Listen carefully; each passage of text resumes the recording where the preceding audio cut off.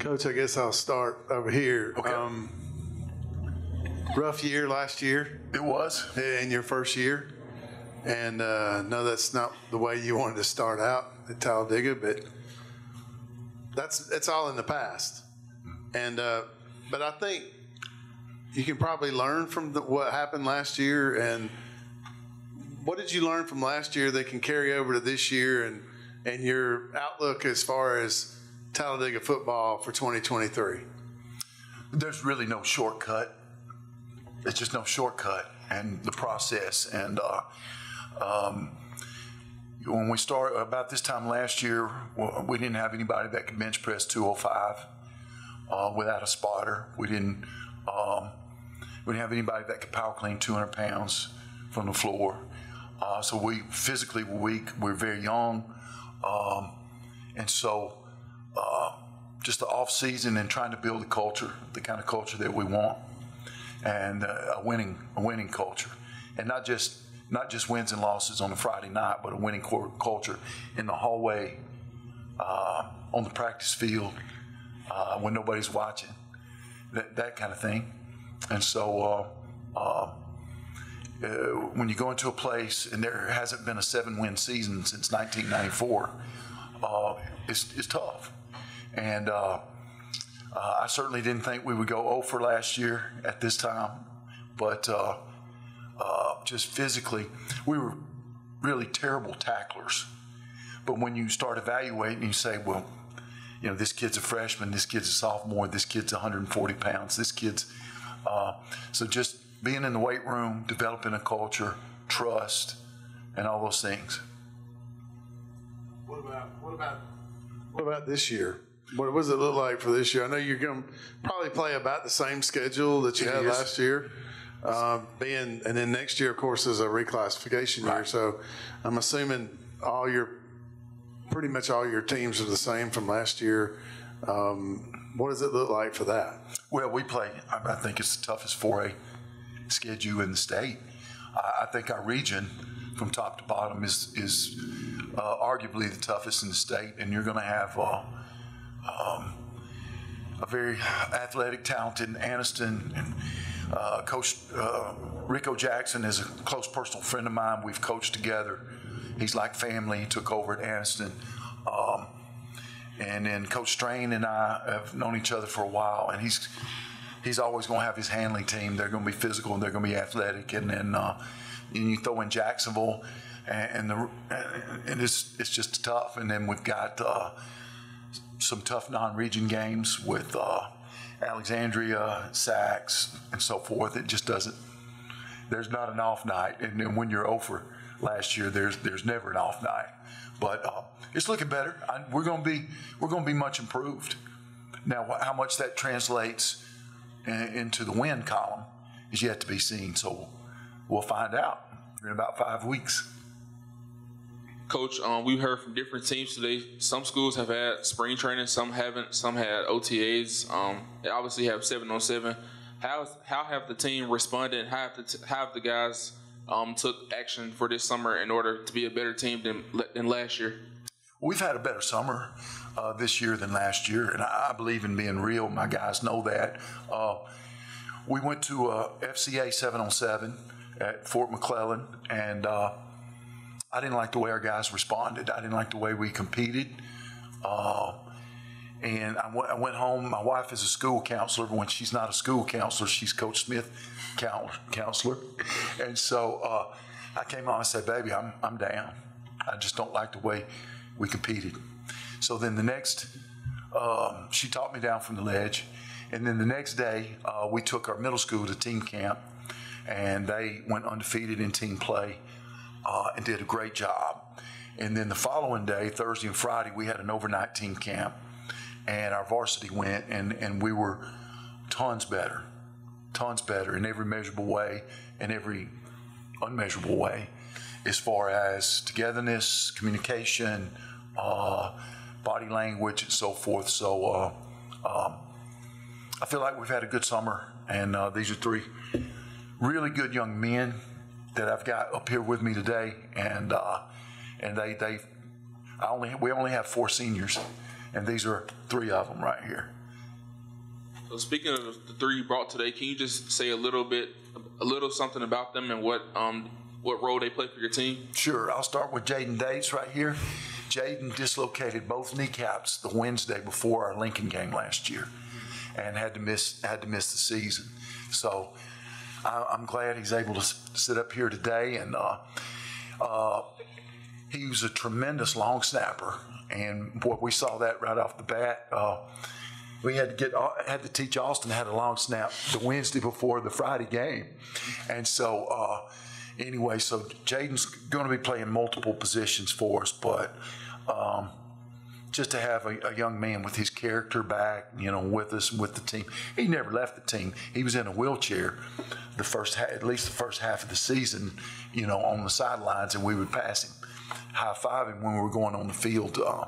But Jackson Burrell here is a college-level punter and place kicker, and he's that good. He's got a 30 on the ACT, 4.0. Tremendous young man, and right now he's vying for the starting quarterback position. So he got called into action, and he's responded really well. And so all three of these guys, tremendous leaders. Austin Coleman here on my far right. Austin is going to be playing offensive line. We've experimented with him at center and at offensive tackle. And his leadership has really improved since last year. And he'll also play some defense for us. Coach, also, you're no stranger in the area. You coached in Munford as well, and you're very successful there. So how can you bring the winning culture or the winning mindset from there to Talladega, considering you were very successful at Munford? And I'm going to give credit to the previous coaching staff that was at Munford. So when I got there, those seniors that I inherited, they were used to winning. And so Munford has not always had, if you go back and look at the historical website, they've not always been a 9 or 10 win team. But those guys were used to winning, and Coach Wagnon had, and instilled a good culture there. It's just, again, I'm up front, I'm honest, and Talladega has been a basketball school. And I love basketball. I was a three-sport guy way back in the medieval times. But just making football important at Talladega, just building the trust in the coaches. And so when I took over the program, I was very, very, I'd lived in East Aboga, I'd lived in Munford, and I shopped a lot in Talladega. I was familiar with it, ate at Stampede regularly.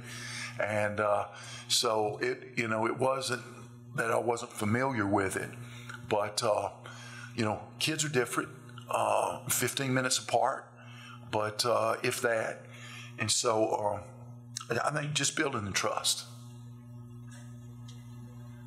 This one's for the players.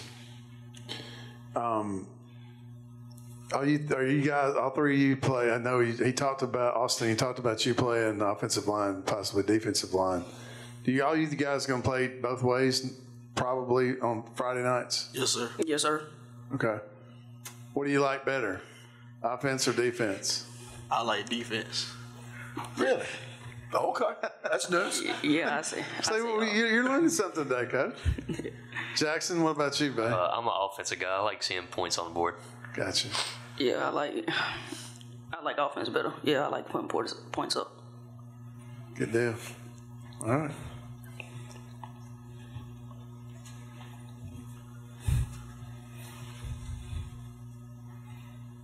Bill, you've been at this a long time, so obviously you probably got a thought process on what I'm about to ask you. But to go from 0-10, do you have like a multi-step program of where the little victories come? I mean, what's next?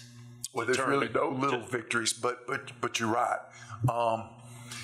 When I took over Shades Valley in 2011, they had not done well in about a decade, and they had been very successful in the 90s and the 80s, but they had not done well.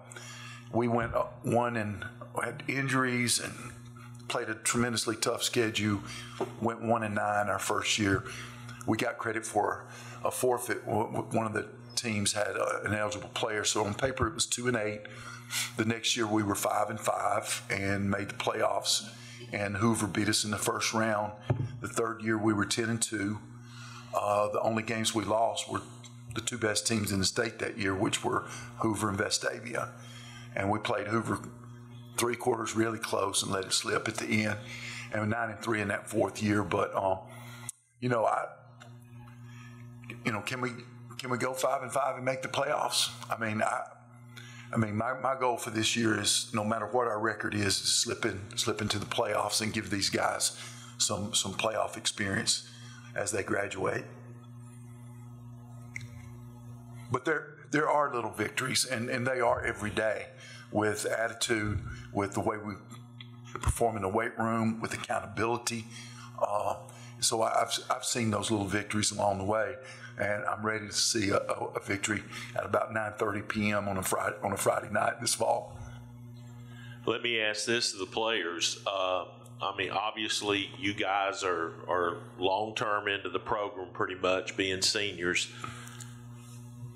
How do you stay motivated with coming off an 0-10 season? And let's say, you look at your schedule, you've got a tough start with Lincoln at home, and then you, as Coach Smith alluded, you play in probably one of the toughest regions in 4A in the state. You're going to bang heads with people like Hanley and Jacksonville and Anniston, and it's going to be a tough go. How do you find the motivation when Coach isn't there to say, hey, come on, we can do this? Each one of you.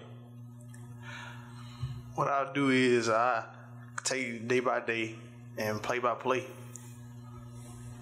Yeah, Coach tells us all the time that he always tells us to win the next day and win the next play, and just to keep pushing through.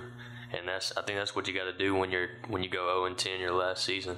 You just got to take each day at a time and each play at a time. Yeah, the boy just done said it. So all you got to do is just take it up day by day, play as a family, brothers, and trust each other. And eventually you're going to see the results. It takes men of character. There were games that we were down 35 points at halftime. It takes men of character to go back out and to put forth the effort that it requires. And so, a couple of different times that happened this past year, and I'd look them in the eye and say, guys, like Hulk Hogan used to say, what you gonna do, brother? What are our options? And we have to go back out. We got to be men of character, and we got to play. I got a question for Jaden. Coach mentioned that you were out last year because you tore both your kneecaps. So how was that mentally and physically and psychologically? And regardless of whatever way, how did you overcome, or how did you deal with that? I know some days you probably just felt like, I'm done with football, I'm not even going to play again. And seeing the team run out, tapping your hand, how did you deal with that? It was very tough. It was very tough. But I had long thought about times. I've had moments. I've been having talks with these two over here, my family, my brothers, and I've talked to Coach Smith, all my other coaches. They all told me that it's my choice. They would understand if I didn't play again. But I love this sport. I had to finish. I done did it for all my life. I got to finish at least this one.